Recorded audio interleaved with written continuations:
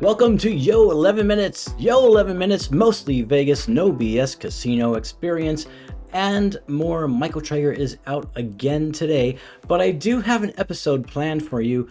I'm a slot technician by trade, and today I will be answering your slot machine questions, myths, and more.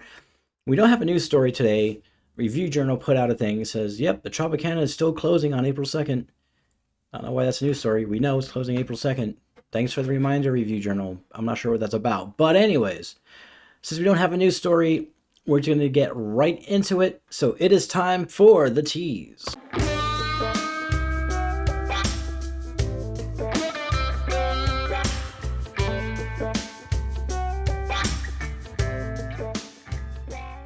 The tease is Slot Tech answers your slot machine questions, myths, and more.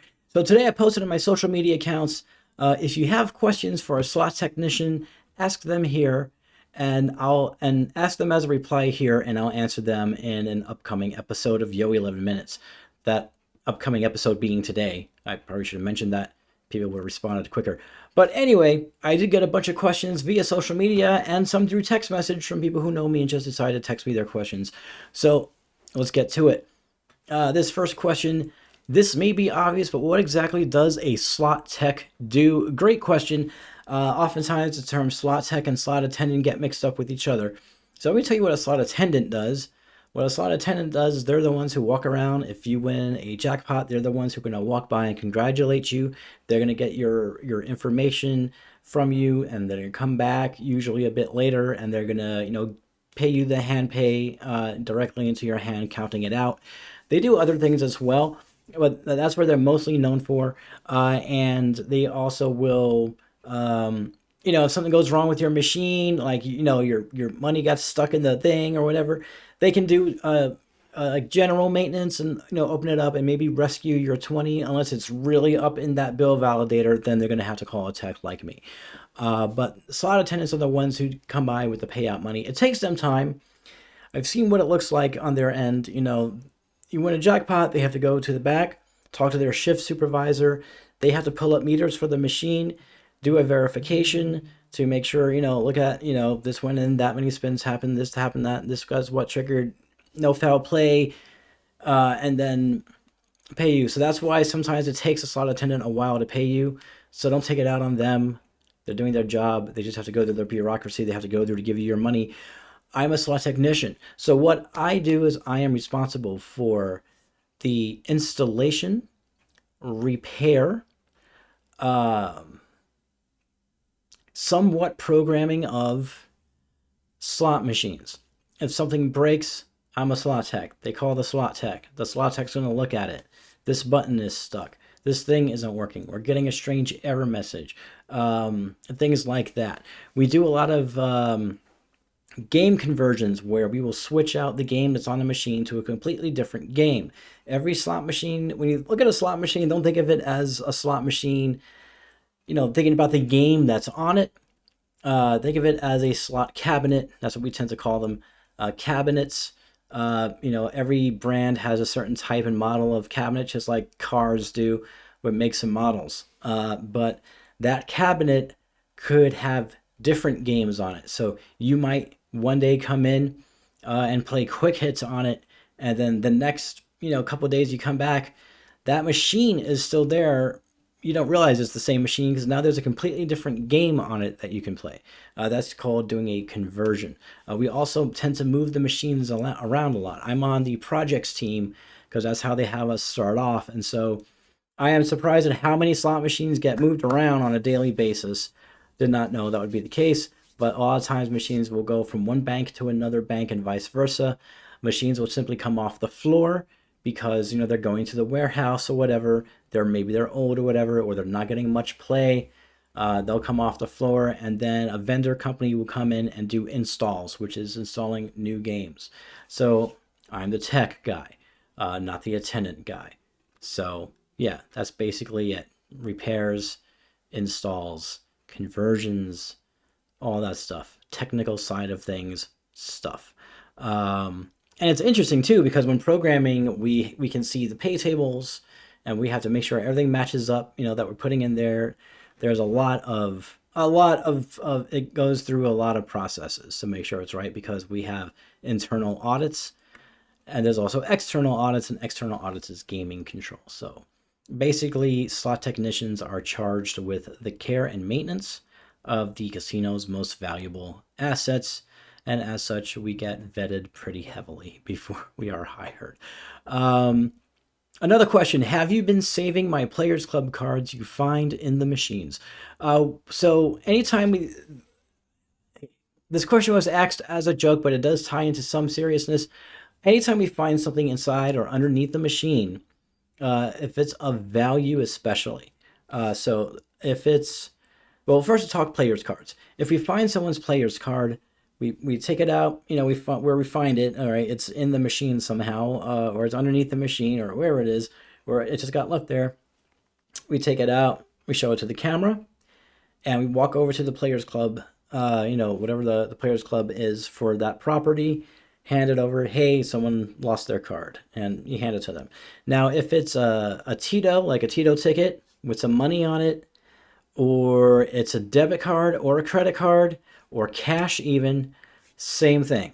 We find it, we hold it up to the camera, and then we walk it over. We usually will get in contact with a shift supervisor, and then we hand it over to the shift supervisor, and we will do the same thing. We'll hold it up to the camera again, and then we'll hand it to the shift supervisor. And then they take care of it. If it is like a debit card or a credit card, it's usually going to go to whoever the head of security is during that shift. So we don't save, we don't keep your things. We have a job to do. We don't want your Players Club card on it that's got like maybe 15 points or anything like that. Pennies, don't you worry. All right. Do casinos tighten the machines before a big weekend or event? I love this question, and here's why. I believed a lot of slot myths before I started working this job, and I thought I was going to learn all these like amazing secrets revealed. And unfortunately, no. Nothing major. There's no tightening of the machines before a weekend, or a big weekend or an event or anything like that. As far as that goes, like, there's rarely ever even a pay table upgrade or update.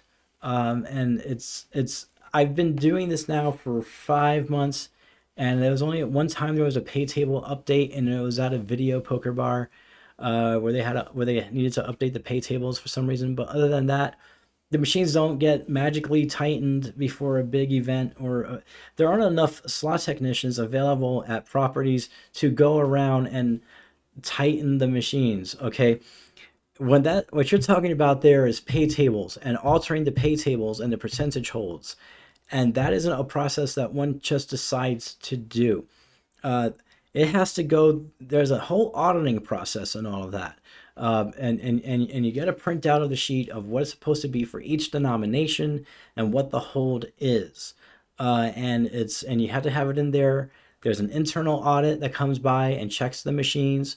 And then, of course, at some point, there's external audits where Nevada Gaming Control will show up unannounced, ask to speak to whoever the shift manager is on duty, and then walk around, and they need our keys, no problem, and they walk in and they have to look at these things.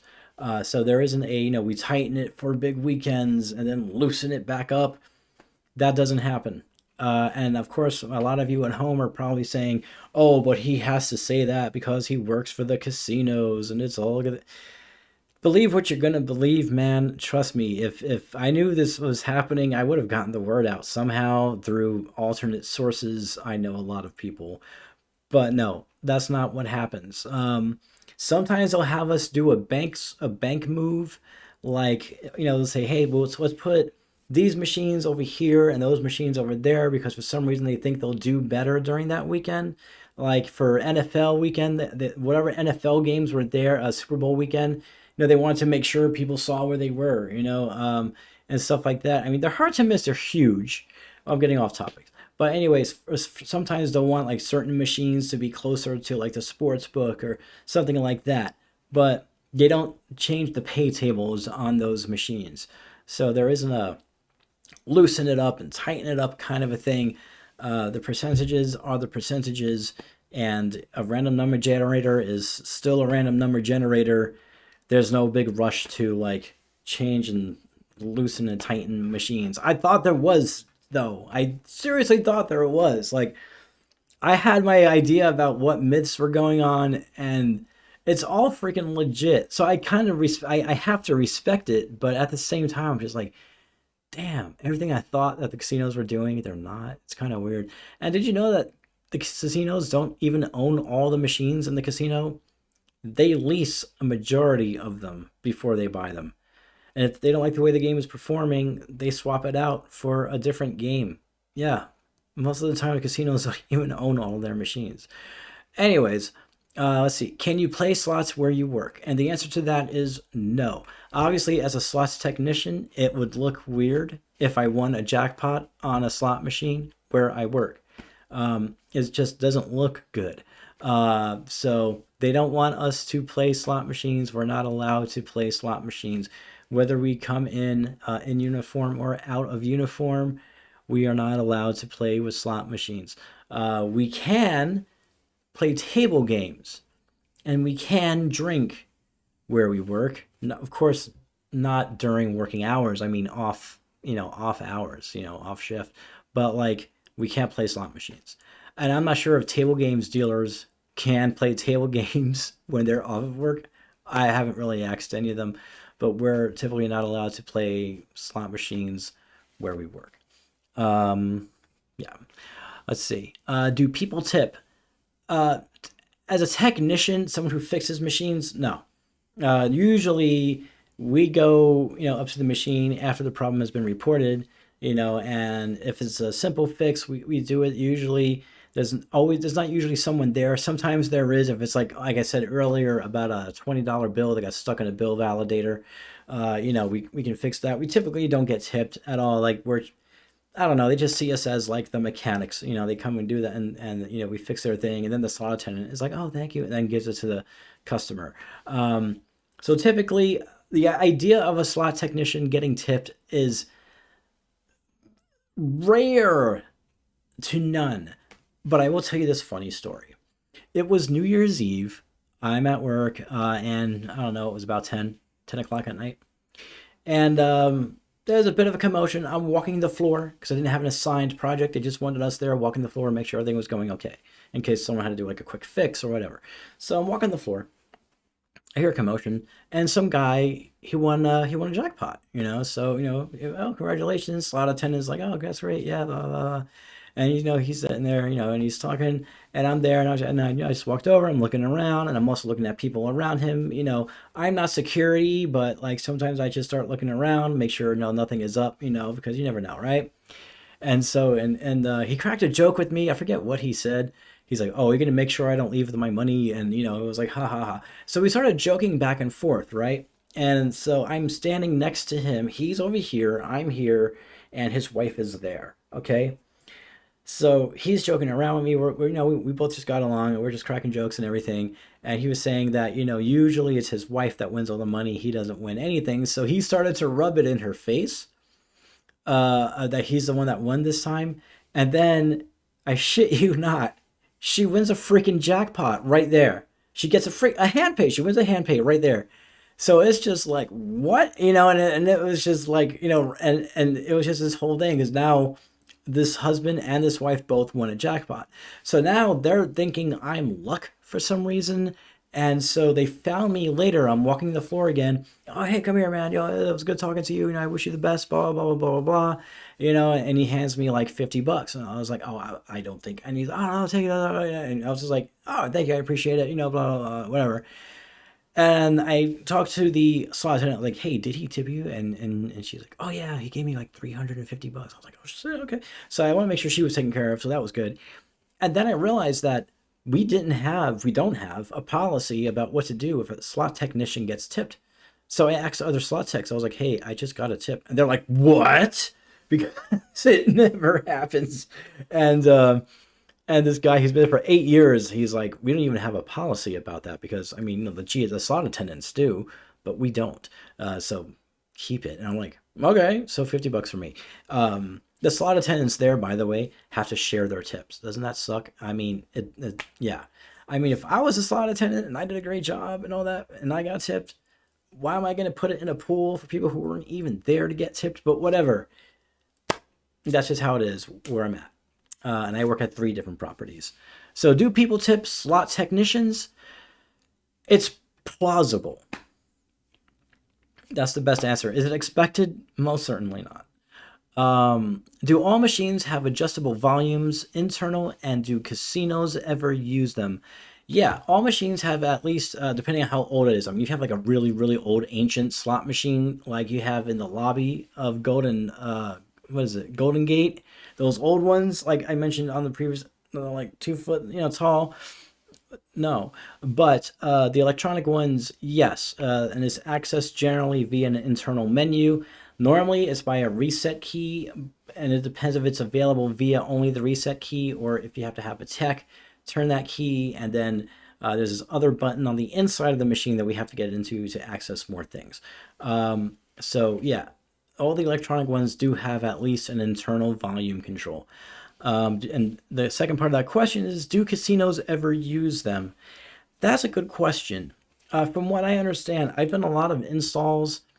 There's never been a setting I had to go into to take the volume off or to bring the volume down. A lot of the machines I'm seeing, especially the newer ones, have a volume control right there. So I haven't yet seen a setting that said make sure you turn the volume off. I think what happens is there's a default volume, and then people can turn it up or down, and when their session is over, it goes back to that default volume.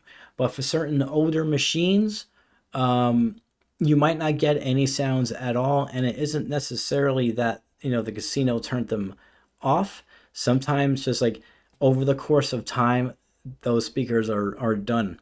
And there's either, if there's a very old machine, there isn't a way to get replacement parts for them. We carry very few replacement parts for machines, and if it's that old that we don't have the part, then we have to look at, is it worth getting the part? And I don't make those decisions, but I'm sure it's a discussion.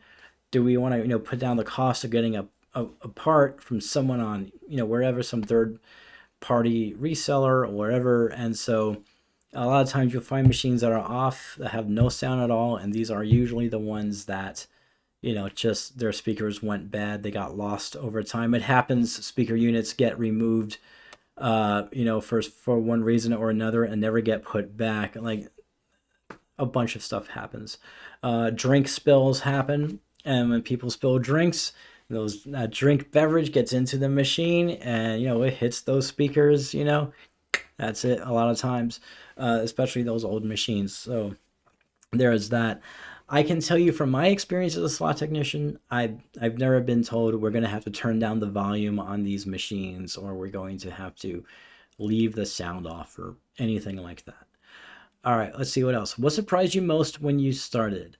What surprised me most when I started was how often slot machines get moved around or converted to other games completely. I had no idea. As a Vegas visitor, someone who would go to Vegas 3 times, maybe for a year, as if I went somewhere and I remember a specific machine in a specific location and it wasn't there, it just wasn't there. And maybe I'll find it and maybe I won't. But I'm surprised that on a daily basis, like I have some paperwork, and it's like, these installs are happening, these machines are going to the warehouse, or these machines are being converted into different machines, into different games altogether. Same cabinet, same exact machine that's there, different game. And I remember I was like, wow, this happens a lot, and it happens on a daily basis, and it was just surprising to me. I didn't know what the job entailed, but being on the projects team, I got to learn so much stuff, so that when I do am just a regular floor slot technician that walks the floor and looks for problems, I have so many fixes under my sleeve is going to be great. So I learned so much just being on the projects team. Let's see. What do the candles represent, and are they universal at all casinos? So the candles basically are a quick way of seeing if something is wrong with the machine that would register on that candle. Not necessarily something wrong, sometimes something good. GSRs will walk the floor and look at those candles because you can see at a good distance if one is blinking, if one is lit, and be able to go up to it. So if someone hits a service button, that's not for cocktails. That's because something might be wrong with your machine, or you have a question about something and you hit that service button and a slot attendant will walk over. So that light will light up if someone won a jackpot, or if someone hit that service button, or because of some other maybe mechanical issue with the machine, it'll go on. A slot attendant will typically walk over and they'll know if it's something that they can handle or if they need a tech for. And if it's something that they need a tech for, they'll put it out of service and they'll contact a tech. Is that universal at all casinos? I don't know about all casinos, but those candles typically do hold the same functions, is to light up if someone hits that service button, if something goes mechanically wrong with the machine, or if somebody won a jackpot and is waiting for a hand pay. So there's that. Let's see. Another question. Yes. This is a good one. I really like this one. And I saw it on Facebook. I was like, oh, I get to geek out now. I love it. Okay. Can machines be updated remotely? Those that contain more than one game, for example, or do they need a tech to attend? I hope that makes sense. Thanks. Love this question. And the answer is, unfortunately, no. But at the same time, it's kind of fortunately, because job security, am I right? So machines do not get updated remotely. And the way that machines get updated is it's really kind of painstaking, because you have to go into the machine itself. You have to open up the CPU box. A lot of the times, the CPU has a different key to it than the doors. And we can talk about keys some other time. There's all sorts of keys. Anyway, so you have to have a CPU key. You usually need security to escort that CPU key to get the CPUs open. It's a whole thing. Anyway, and then once the CPU is open, then you actually have to go in and do whatever update or whatever has to be done. And usually that happens via a series of thumb drives, compact flash cards, or SD cards. And so some of the older machines are using a big compact flash card, and sometimes they'll have a little SD card with it. A lot of times it's just a USB thumb drive that's got a certain configuration on it, or an operating system or whatever, and it needs to see a combination of these things to do the update. Like it needs to see like a RAM clear, and it needs to see an install disk, and then it needs to see the thing that's being installed, whether it be the OS or the games. So I know thinking about some machines, and what this question brought to mind really is video poker machines, especially the ones that are at those big video poker bars, right?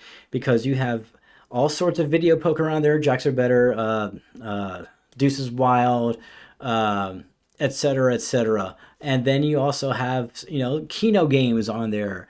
And then you have blackjack games on there, and then some even have slot machine games on there. So some of these systems have like maybe 50 or more games, and so it's a pain in the ass because you have to get your configuration data, read the sheet, and make sure everything is lining up, and it can take a while. So all right, do that, select this, like that.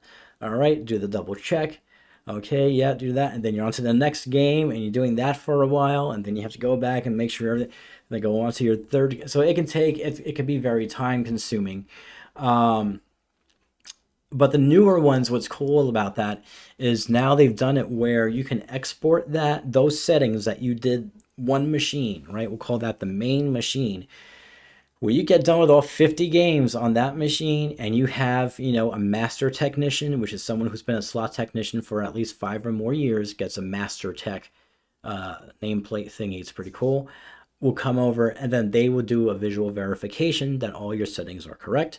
And once that's done, they will export those settings to a USB stick, and then we go over to the next machine and we import those settings, and we're good to go. We make sure it runs through. We do a quick visual check to make sure the settings copied over, and then we move on to the other machines.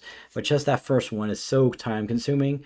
It's a godsend or a text send or whatever that we're able to just then export that data, import, set up according to what's on there, and then move on to the next thing. But yeah, man, thumb drives, SD cards, CF cards, you name it. It's everything. Let's see. Do slot technicians have access to the actual individual machine's payout percentage setting if they pull up a certain screen? Yes. Actually, we're the ones who typically will set that. So we get from upper management handed down unto us a sheet of paper with 3 or 4 sheets on it, and it's going to have the configuration data. Now, if a vendor is coming by, a vendor would be Aristocrat, AGT, Light and Wonder, which used to be Scientific Games, which used to be Bally's, Aruze,